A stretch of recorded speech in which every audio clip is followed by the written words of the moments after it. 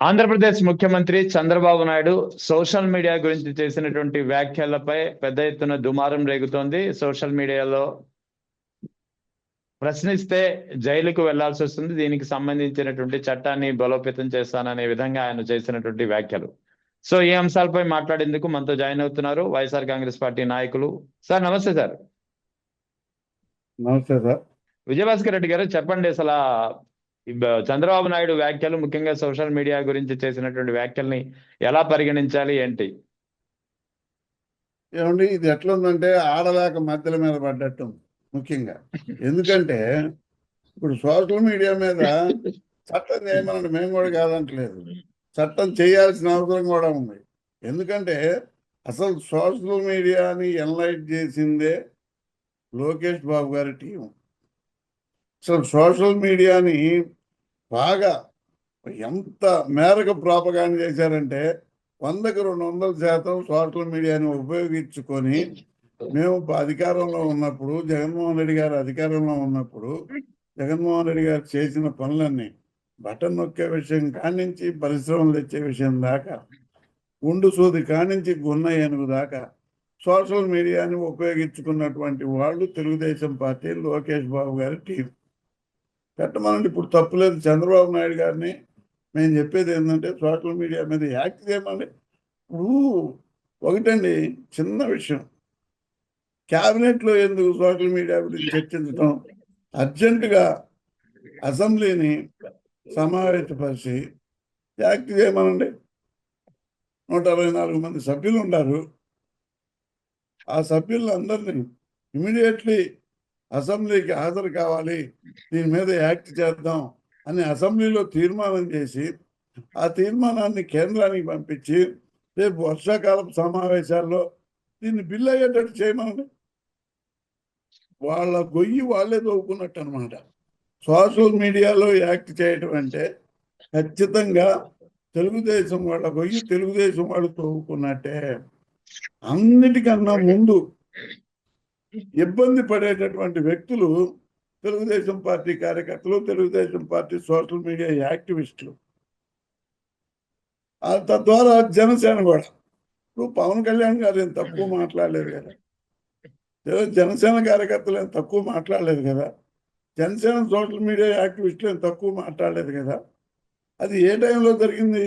2019 నుంచి 2024 వరకు జరిగింది. అవన్నీ బయటకు వస్తాయి కదా. చట్టం వచ్చినాక అన్నిటికీ చట్టం అందరికీ సమానమే కదండి. చట్టం నీకేమో బంగారపు తొడిగేదు, నాకేమో ఇనుప తొడిగేమో ఏది కదా. చట్టం తెమ్మనండి. ధైర్యం ఉంటే చంద్రబాబు నాయుడు గారికి, ముఖ్యమంత్రి గారికి ఇప్పటికైనా నేను చెప్పేది ఏంటంటే, మా మీద ఏదో జగన్మోహన్ రెడ్డి అనో లేకపోతే ఇంకోటనో మా మీద పడి ఏడవడం కాదు కావాల్సింది. మీకు ధైర్యం ఉంటే అర్జెంటుగా అసెంబ్లీని సమావేశపరిచి చట్టం చేయండి. దాన్ని కేంద్రానికి పంపించి ఆమోదం తెలిపి 2 సభల్లో ఆమోదం తెలిపేటట్టు చేయండి. ఈ సోషల్ మీడియా ఎఫెక్ట్ ప్రపంచవ్యాప్తంగా ఉంది. మన ఒక్క రాష్ట్రంలోనూ, మన ఒక్క జిల్లాలోనూ చంద్రబాబు నాయుడుకో జగన్మోహన్ రెడ్డికో సంబంధించింది కాదు, ప్రపంచవ్యాప్తంగా ఉంది. ఇలా ఎక్కడనో ఇరాన్లో బాంబు పడితే బాంబు పేలకతలకే మనకు తెలుస్తుంది. దేనికి? Social media effect. మంచికి ఉపయోగపడుతుంది, చెడుకి ఉపయోగపడుతుంది. చెడుకి దారేసిందల్లా Telugu Desam party, Janasena party social మీడియాలో. మా వాళ్ళు తిట్టారు కదా, మీ వాళ్ళు అట్ట మాట్లాడారు కదా, మీ మంత్రులు అట్ట మాట్లాడారు. మా మంత్రులు ఓపెన్గా మీడియాకే ఇచ్చారు. సోషల్ మీడియాలో ఎప్పుడు నాని గారు కానివ్వండి, అంబటి రాంబాబు గారు కానివ్వండి, ఇంకెవరైనా రోజా గారు కానివ్వండి, సోషల్ మీడియాలో ఎప్పుడూ వాళ్ళు సోషల్ మీడియాను ఉపయోగించుకొని తిట్టలేదు. వాళ్ళు మీడియాలోనే మాట్లాడారు. అది సభ్యత ఉందా, అసభ్యకరంగా ఉందా అనేది మనందరికి తెలిసిన విషయం. దాన్ని పక్కన పెట్టండి. మేము ఎప్పుడూ సోషల్ మీడియాను ఉపయోగించుకోలేదు. కానీ వాళ్ళు మాట్లాడిన మాటల మీద, మా మాజీ మంత్రులు మాట్లాడినప్పుడు, అధికార పార్టీలో ఉన్నప్పుడు మాట్లాడిన మాటల మీద తెలుగుదేశం పార్టీయే సోషల్ మీడియాని ఎక్కువ ఉపయోగించింది, జనసేన పార్టీనే సోషల్ మీడియాని ఎక్కువ ఉపయోగించింది. ఖచ్చితంగా చంద్రబాబు నాయుడు గారు అనే వ్యక్తి, ముఖ్యమంత్రి గారు అనే మనిషి ఆయన 16-17 ఏళ్ల సర్వీస్ ఉన్నటువంటి ముఖ్యమంత్రి గారు, ప్రతిపక్ష నాయకుడిగా 10 ఏళ్ల సర్వీస్ ఉన్నటువంటి ముఖ్యమంత్రి గారు ఇప్పుడు చట్టం చేయాల్సినటువంటి అవసరం ఖచ్చితంగా మేము సపోర్ట్ చేస్తాం. ఎందుకంటే ఆ చట్టం చేస్తే ఖచ్చితంగా మొట్టమొదట ఆ చట్ట ప్రభావం అనేది తెలుగుదేశం జనసేన పార్టీల మీదనే పడుతుంది. అందుకనే ఆడలేక మధ్యలో అని ఉంది. అందుకనే చెయ్యరు, చెయ్యకుండా ఏదో భూతత్వంలో చూపించి ఎవరినో బెదిరియాలంటే బెదిరిపోయే పరిస్థితిలో మా పార్టీ కానీ, మా పార్టీ సోషల్ మీడియా కానీ, మా నాయకుడు జగన్మోహన్ రెడ్డి గారు కానీ పొరపాటు కూడా లేదనే విషయం ఈ సందర్భంగా ఖచ్చితంగా చెప్తున్నాం. మీరు చేయండి, చట్టం చేయండి, ఆ చట్టం చేయండి. చేస్తే తెలుస్తుంది కదా. చెయ్యరు, పొరపాటును కూడా చట్టం చెయ్యరు, బెదిరించడానికి. పైగా టాస్క్ ఫోర్స్ అన్నాడు. సోషల్ మీడియా మీద స్పెషల్ టాస్క్ ఫోర్స్ ఏర్పాటు చేస్తాను. ఆ టాస్క్ ఫోర్స్ కూడా సంఖ్య చాలకపోతే అదనంగా మీరు ప్రైవేట్ సైన్యాన్ని అయినా సహకరించండి అని నిన్న ఖచ్చితంగా క్యాబినెట్ లోనే అన్నారు. ప్రైవేట్ సైన్యం అంటే ఏందండి? అదే కదా చెప్పమనండి. ఇప్పుడు నేను పచ్చ చొక్కా వేసుకొని, పచ్చ ప్యాంట్ వేసుకొని, పచ్చ టోపీ పెట్టుకొని పోలీసుల్లో చేస్తే ఇది ప్రైవేట్ సైన్యం, social media task force special విభాగం అని పెడతారా? చెప్పమనండి. ప్రైవేట్ సైన్యానికి అప్పగించాలనే ఆలోచన మరి 45 సంవత్సరాల ఎక్స్పీరియన్స్ కలిగినటువంటి చంద్రబాబు నాయుడు గారికి వచ్చిందంటే ఏ స్థాయిలో భవిష్యత్తులో జగన్మోహన్ రెడ్డికి అధికారంలోకి వస్తాడనే గ్యారంటీ ఉంది. కాబట్టి ఎప్పటి నుంచో మనం అనగదొక్కాలి, ఎక్కడి నుంచో మనం వాటిని భూస్థాపితం చెయ్యాలనే దుర్మార్గమైన ఆలోచనతో చంద్రబాబు నాయుడు గారు అవసరమైతే ప్రైవేట్ సైన్యాన్ని వాడుకోండి అని అన్నాడు. అంత ఎక్స్పీరియన్స్ ఉన్న ముఖ్యమంత్రి మాట్లాడాల్సినటువంటి మాటలేనండి. చెప్పండి. సోషల్ మీడియాలో మీరు చేయండి, ఇప్పుడు చట్టం చేయండి. ఆ చట్టానికి ఒక సపరేట్ వ్యవస్థను తయారు చేయండి, దానికి ఒక టాస్క్ ఫోర్స్ చేయండి, దానికి ఒక గవర్నమెంట్ నియామకాలు చేయండి. తప్పులేదు. ప్రభుత్వ నియామకాలు చేయండి. ప్రభుత్వ నియామకాలు చేసి ఆ టాస్క్ ఫోర్స్కి టెక్నికల్ పీపుల్ని నియామకం చేసుకొని వాడు ఎవడు బాధ్యులు, ఎవడు బాధితులు అనేది గుర్తించి చట్టాన్ని ఉపయోగించండి. పొరపాటును కూడా తప్పలేదు. మీరు చట్టం చేసే ధైర్యం చంద్రబాబు నాయుడు గారికి కానీ, పవన్ కళ్యాణ్ గారికి కానీ లేదు. చట్టం చేసే ఆలోచన వీళ్ళ వల్ల కాదు. ఎందుకంటే కేంద్ర ప్రభుత్వం ఒప్పుకోదు. ఆ సోషల్ మీడియా వల్లనే ఇలా సింగపూర్ పోయినా, ఇంకొక దేశం పోయినా మన గౌరవ ప్రధానమంత్రి గారు నరేంద్ర మోడీ గారు అక్కడ ప్రవాస భారతీయులను కలిసి అనేకమైనటువంటి కార్యక్రమాలు, అనేకమైనటువంటి అభివృద్ధిని భారతదేశానికి తీసుకొస్తుంటే క్షణాల్లో మనకు తెలుస్తున్నాయి. బ్యాన్ చేయండి, తప్పే ఉంది. మేము కాదంటే సోషల్ మీడియా పూర్తిగా బ్యాన్ చేయండి. నీకు పావలా నష్టం అయితే నాకు 10 పైసలే నష్టం అయ్యేది. నీకు రూపాయి నష్టం జరుగుతుంది, మాకు నష్టం జరగదు. మా పార్టీకి మౌత్ పబ్లిసిటీ ఉంది. మా పార్టీకి మౌత్ పబ్లిసిటీ తోట ప్రతి నోట, సామాన్య మానవుడైనటువంటి ప్రతి వ్యక్తి నోట మా పార్టీ మౌత్ పబ్లిసిటీ ఉంది. మా పార్టీ జగన్మోహన్ రెడ్డి గారు తద్వారా వాళ్ళ తండ్రి గారు రాజశేఖర రెడ్డి గారు వాళ్ళ గుండెల్లో స్థానం ఏర్పరచుకున్నారు. మాకు సోషల్ మీడియాతోటో ఇంకో మీడియాతోటి పని లేదు. మీకు 4-5 రకాల మీడియా ఉంది, అది ఒకటే మీడియా. మా మీడియాకు తోడు మాకు మౌత్ పబ్లిసిటీ. మీరు చేయండి, సోషల్ మీడియా మీద యాక్ట్ చేయండి, సోషల్ మీడియాని బ్యాన్ చేయండి. ఆ పర్యవసానం ఎవరికి ఇబ్బంది కలుగుతుందో మీకే అర్థమవుతుంది. అది చేసే ధైర్యం ప్రస్తుత ప్రభుత్వానికి లేదు, చెయ్యలేదు, చెయ్యదు కూడా. రైట్. భయపెట్టడం తప్ప. రైట్. ఇంకా వైఎస్ఆర్ జయంతి సందర్భంగా జగన్ వైఎస్ఆర్ ఘాట్ ని సందర్శించుకుని నివాళులు అర్పించారు, తల్లిని కలిశారు. సో ఆ తర్వాత ఈ నేపథ్యంలో చంద్రబాబు నాయుడు దీనిపై కూడా కాస్త తీవ్రంగానే వ్యాఖ్యలు చేశారు. తండ్రి సమాధిని దర్శించుకుంటారు, తల్లిని పట్టించుకోరని. ఆ కుటుంబంపై ఆ ఏదైతే దుష్ప్రచారం చేయడం అనేది ఉందో ఇంకా అదే పని కొనసాగుతోంది. ఏమంటే 2 సంవత్సరాలు దాటింది. 2 సంవత్సరాలు దాటి 2 నెలలు కూడా కావస్తుంది ప్రభుత్వం వచ్చి. మా తోటి పని ఎందుకండి? మీరు ఉమ్. అభివృద్ధి చేయండి. మీరు అభివృద్ధి చేయండి.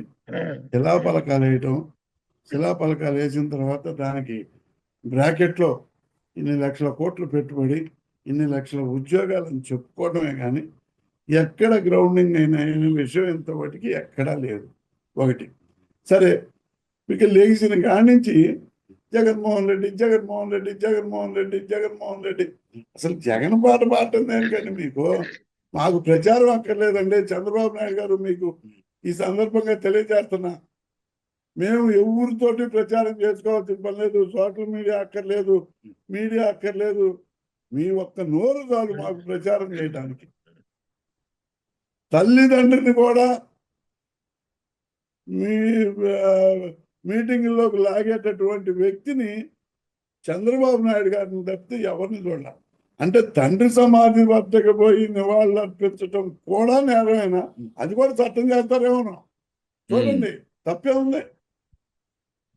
దివంగత నేతల దగ్గర నివాళులు అర్పించి వాళ్ళ గత స్మృతులు నెమరవేసుకొని వాళ్ళ బాటలో మేము నడుస్తాము, వాళ్ళ ఆశయాలు నెరవేరుస్తాము అని అనుకోవటం కూడా మర్డర్ కేసు కన్నా గొప్ప నేరమేమో.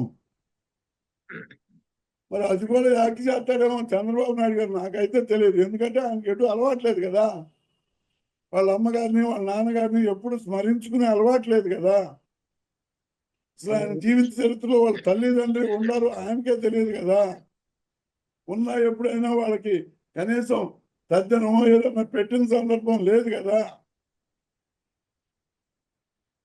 అమ్మన్నమ్మ ఖర్జూర్ నాయుడు గారికి ఏ రోజైనా వాళ్ళ కర్మఫలాలు ఎప్పుడైనా ఏ సంవత్సరం అయినా చేశారా ఈయన? ఒక్క మాట చెప్పమనండి. ఏ ఒక్క సంవత్సరీకం జరిపాడా? ఏ ఒక్క సంవత్సరం అయినా వాళ్ళ పుట్టినరోజును కానీ వాళ్ళు చనిపోయిన రోజును కానీ గుర్తుకు తెచ్చుకొని ఒక్క కన్నీటి బొట్టు కార్చాడా? అసలు ఎమోషన్స్ అనేదే చంద్రబాబు నాయుడుకి లేవు. వీళ్ళకి కన్నీటి బొట్టు ఆయన కలుగుతాడు. అసలు వాళ్ళు బతికినంత కాలం గొప్పగా బతికుండా వచ్చినాయి కాలం లేదు. ఆ గొప్పతనాన్ని ఏ రోజైనా నీవు చెప్పగలిగావా? ఈ రోజుకి, ఈ క్షణానికి ఆ తండ్రి కస్తూర నాయుడు, మా అమ్మగారు అమ్మన్నమ్మ, వాళ్ళ ఆత్మకి శాంతి చేకూరాలా, వాళ్ళు కలకాలం మమ్మల్ని దీవించాలి అని ఏ రోజైనా ఒక్కసారి తల వంచి వాళ్ళకి దండం పెట్టి వాళ్ళకి ఎప్పుడైనా సంవత్సరీకం జరిపినటువంటి చరిత్ర 75 సంవత్సరాలు వాళ్ళు చనిపోయినా ఎన్నాళ్ళవుతుందో తెలియదు కానీ చనిపోయినప్పటి నుంచి ఇప్పటి వరకు ఒక్క రోజైనా చేశాడా అని నేను ఈ సందర్భంగా ముఖ్యమంత్రి గారిని ఖచ్చితంగా అడుగుతున్నా. ఒకవేళ ఇది నేరం అయితే నేరం అని చెప్పండి, నేను మీకు చెప్పకుండా నేనే జైల్లో పోతా, అది కూడా చెప్తాను. ఎందుకంటే ఒక్క సందర్భం లేదు.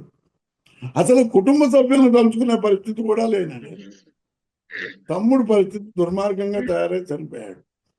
చెల్లెల్లో అక్కలో 2 ఉన్నారు. వాళ్ళని ఇంతవరకు అసలు వాళ్ళు చంద్రబాబు నాయుడు గారు ముఖ్యమంత్రి గారు తోబుట్టువులు అనే పరిస్థితి ఎవరికీ తెలియదు. ఎవరన్నా అడిగినా కూడా తోబుట్టువులు లేరని చూస్తారేమో, నాకైతే తెలియదు. కానీ 2 తోబుట్టువులు ఉన్నారు ఆయనకి, ఆడపిల్లలు 2. కానీ మామగారు వర్ధంతి మటుకు జరుపుతాడు, మామగారు జయంతి మటుకు జరుపుతాడు. పార్టీ ఆయనదే కదా, పార్టీ ఆయనది కాబట్టి, ఎన్నుపోటు పొడిచింది ఆయన కాబట్టి ఖచ్చితంగా ఆయన వర్ధంతి జయంతి జరుపుకునేది దేనికంటే, నేను ధైర్యంగా ఎన్టీ రామారావు గారిని ఎన్నుపోటు పొడిచి దించినటువంటి ఏకైక వీరుణ్ణి నేనే అనేది గుర్తు చేసుకోవడం కోసమే ఈ 2 జరిపేది కూడా. వాళ్ళ మీద ప్రేమతోటి కాదు, వాళ్ళ మీద అభిమానంతో అంతకన్నా కాదు. ఉమ్, అటువంటి వ్యక్తి చంద్రబాబు నాయుడు గారండి. కన్న తల్లిదండ్రికి శ్రాద్ధం పెట్టలేనోడు. మరి ఇవాళ జగన్మోహన్ రెడ్డి గారు వాళ్ళ తండ్రి గారిని స్మరించుకున్నాడు. వాళ్ళ తండ్రి గారి ఆశయాలు నెరవేరుతారన్నాడు. వాళ్ళ తండ్రి ఆయనకు స్ఫూర్తి అని చెప్పుకున్నాడు. ఏదైనా ఆయన ప్రభుత్వంలో చిన్న చిన్న పొరపాట్లు ఉంటే భవిష్యత్తులో అటువంటి పొరపాట్లు జరపకుండా మీ ఆశయాన్ని నేను సంపూర్ణంగా పూర్తి చేస్తానని నిన్ననే ఆయన అదే చెప్పాడు. మీరే నా స్ఫూర్తి, మీ ఆశయాలే నా ఇదని. అంటే ఎంత మార్పు వచ్చిందో జగన్మోహన్ రెడ్డి గారి దగ్గర ఒకసారి అర్థం చేసుకో. అంటే ఎంత గత పాలనలో ఎంతో కొంత పొరపాటు చేశానని పశ్చాత్తాపం ఉండబట్టే ఆయన కన్నీరు పెట్టుకుని నాన్న మీరే నాకు స్ఫూర్తి, మీ ఆశయాలే నా ఆశయం అని చెప్పింది. ఆ విషయంలో జగన్మోహన్ రెడ్డి గారిని మేము పూర్తి స్థాయిలో అభినందిస్తాం కాదు, ఆయన మేము పెద్దవాళ్ళమైనా ఆయన కాళ్ళకు మొక్కి దండం పెట్టాలన్న అంత ఆలోచన వచ్చింది ఆ సందర్భాన్ని చూస్తే. మాకన్నా వయసులో చిన్నవాడు కావచ్చు, కానీ పశ్చాత్తాపం అనేది గొప్ప విషయం. ఏ రోజైనా జగన్మోహన్ రెడ్డి గారు సోషల్ మీడియాలో మాట్లాడండి, ఏ రోజైనా జగన్మోహన్ రెడ్డి గారు ఎవరినన్నా తిట్టాడండి, ఏ రోజైనా జగన్మోహన్ రెడ్డి గారు పేరెత్తి మీరు పనికి మాలిన వాళ్ళు, మీరు దేనికి పనికిరాని, వ్యవస్థకు పనికిరానటువంటి వాళ్ళని చెప్పగలిగారు? చెప్పానండి. ఏదైనా మాట్లాడితే మీటింగ్లో లక్షలాది మంది ప్రజల ఆధ్వర్యంలోనే, ప్రజల సమక్షంలోనే ప్రభుత్వాన్ని విమర్శించినా, ప్రతిపక్షాన్ని విమర్శించాడే కానీ సోషల్ మీడియాని ఎప్పుడు ఉపయోగించుకున్నటువంటి వ్యక్తి జగన్మోహన్ రెడ్డి గారు. కన్న తల్లికి ఆస్తి పంచాలి. ఏం పంచాలండి తల్లికి ఆస్తి? ఎవరు పంచాలా తల్లికి ఆస్తి? చెప్పమనండి. పిల్లలకి ఆస్తులు పంచాల్సినటువంటి బాధ్యత తల్లిదండ్రులది. పిల్లలకు ఆస్తి పంచాల్సినటువంటి బాధ్యత తల్లిదండ్రులది. చట్టం చూడండి, హిందూ చట్టం చూడండి. ఎవరు మేనేజర్? హిందూ చట్టం ప్రకారం తండ్రి మేనేజర్. తండ్రి పోతే తండ్రి తర్వాత తల్లి మేనేజర్. ఆ కుటుంబానికి సంరక్షకులు వాళ్ళిద్దరే. ఇవాళ తల్లిని చూడట్లేదు, తండ్రిని చూడట్లేదు అంటే విజయమ్మ గారు ఏమి దేహి అని కొడుకుని ఎప్పుడు అడుక్కున్న పరిస్థితి లేదు. ఏదో కూతురు మీద ప్రేమతో ఒకటి రెండు సందర్భాల్లో కోర్టులకు వెళ్తే ఎల్లుండొచ్చు, దానికి మేము పాయింట్ అవుట్ చేయట్లేదు. అసలు నా కుటుంబంలో వ్యవహారం మీకెందుకండి? అంతే కదా. నా కుటుంబంలో మేము కొట్టుకుంటాం, తిట్టుకుంటాం, వాటేసుకుంటాం, కాళ్ళు పట్టుకుంటాం, అందరం కలిసి భోజనం చేస్తాం. నీకెందుకు? మీకు ఆ కొట్టుకునే రోజు, కాళ్ళు పట్టుకునే రోజు తప్పితే మిగతా సందర్భాలు కనబడవా? అట్లా అని ఇవాళ మీకెళ్ళి ఎవరో ఒకళ్ళు మాట్లాడినంత మాత్రాన రేపు వాళ్ళు నీకు సపోర్ట్ చేస్తారని అపోహల్లో బతకడం తప్పండి. ఖచ్చితంగా చెప్తున్నాను. నా కుటుంబంలో వ్యవహారం మీకు అనవసరం. మీ కుటుంబంలో వ్యవహారం మేము ఎప్పుడన్నా ఏలెత్తి చూపించామా? ఎప్పుడు చూపించాల. మీ కుటుంబంలో ఎవరు చనిపోయినా, ఎవరు బతికుండా వాళ్ళకి సక్రమైన కార్యక్రమాలు జరిపారా లేదా, వాళ్ళకి అభిమానంగా ఉండారా లేదని మేము ఎప్పుడు మిమ్మల్ని అడగకపోయినా ఇవాళ మా నాయకుడు వాళ్ళ తండ్రి గారికి నివాళులు అర్పిస్తుంటే జయంతి రోజు ఈ కర్నూలు సభలోనూ, నంద్యాల సభలోనూ ఏం మాట్లాడాడో మీకు అర్థం, అందరికీ తెలిసిన విషయం. రాష్ట్రంలో ఎస్ఐఆర్ ప్రక్రియ చాలా జోరుగా సాగుతుంది. జూలై 15 చివరి తేదీ. అయితే దీనిపై పెద్ద ఎత్తున ఆరోపణలు వస్తున్నాయి, విమర్శలు కూడా చెలరేగుతున్నాయి.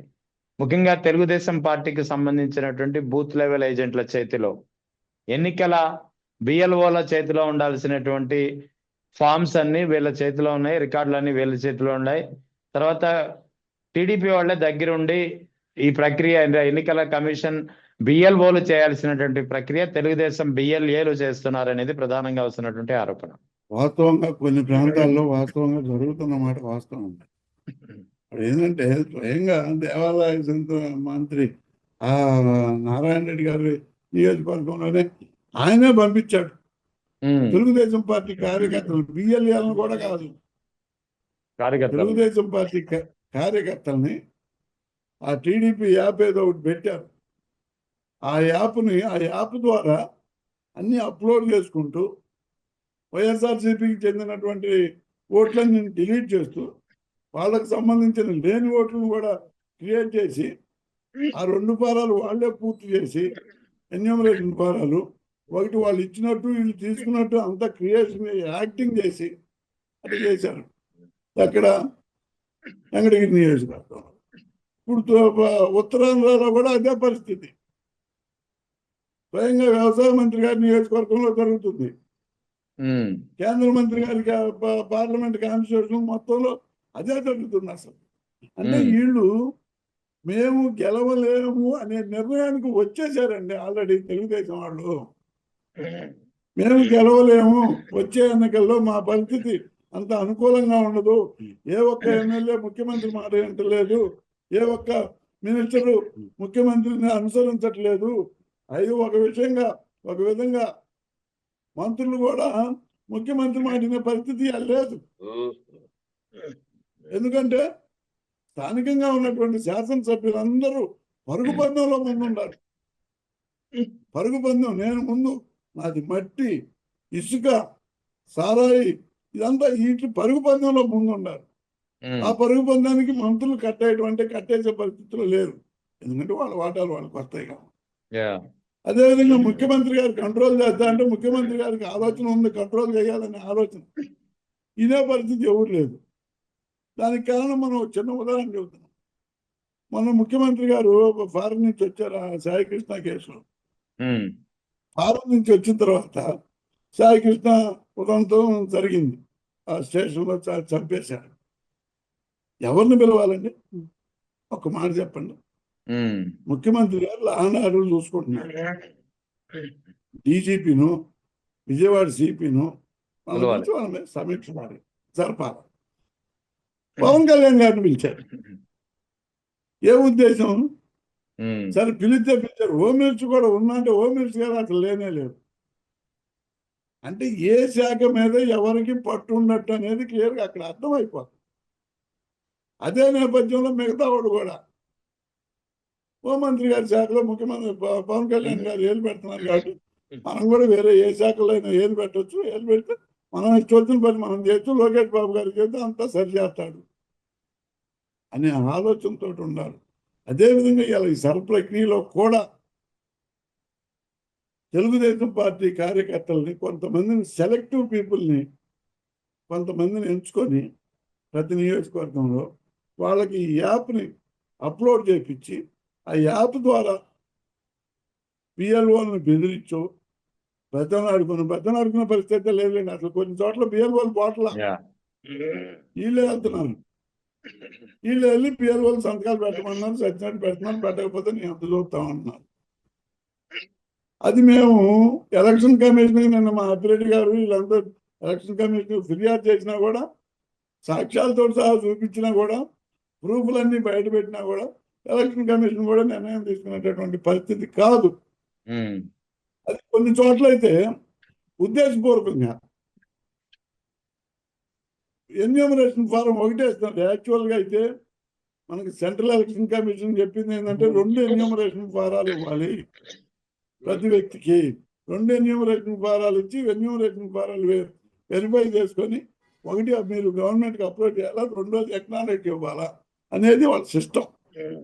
ఆ సిస్టమ్ ఇక్కడ అప్లై చేయట్లా. ఓకే, 2వ ఎన్యూమరేషన్ ఫారం వాళ్ళకన్నా పెట్టుకొని, ఇదిగోండి మేము వాళ్ళకి అది ఇచ్చాము, ఇది అసలు ఒరిజినల్ ఎన్యూమరేషన్, ఇది దీన్ని అప్లోడ్ చేసి దీన్ని డిజిటలైజ్ చేద్దామనే ఆలోచనలో తెలుగుదేశం పార్టీ ఉంది. ఆ రకంగా చేస్తున్నారు. కొన్ని నియోజకవర్గాల్లో ఆ పరిస్థితులు జరుగుతున్నాయి. ఈ వారం రోజులు పెట్టి మరీ ఎక్కువగా జరుగుతున్నాయి ఆ టీడీపీ యాప్ ద్వారా ఎన్రోల్ కావడం. అంతకన్నా దుర్మార్గం లేదు. ఎలక్షన్ కమిషన్ చెప్పినా ఏదో చెవిటోడి మీద శంఖం ఉంటే ఉంది. కనీసం మేము ఇంకో 10 రోజులు ఎక్స్టెండ్ చేయండి అని కూడా అడుగుతున్నారు. అది కూడా చేసే పరిస్థితి లేదు. అదేమంటే ఇది సెంట్రల్ గవర్నమెంట్ అని చెప్తారు. పైనుంచి కింద దాకా ఎన్యూమరేషన్ సిస్టమ్ అనేది చాలా నీచంగా జరుగుతుంది. అది కూడా వాళ్ళకు అనుకూలంగా జరుగుతుంది. ఎవరైనా ప్రశ్నించామని బెదిరిస్తున్నారు.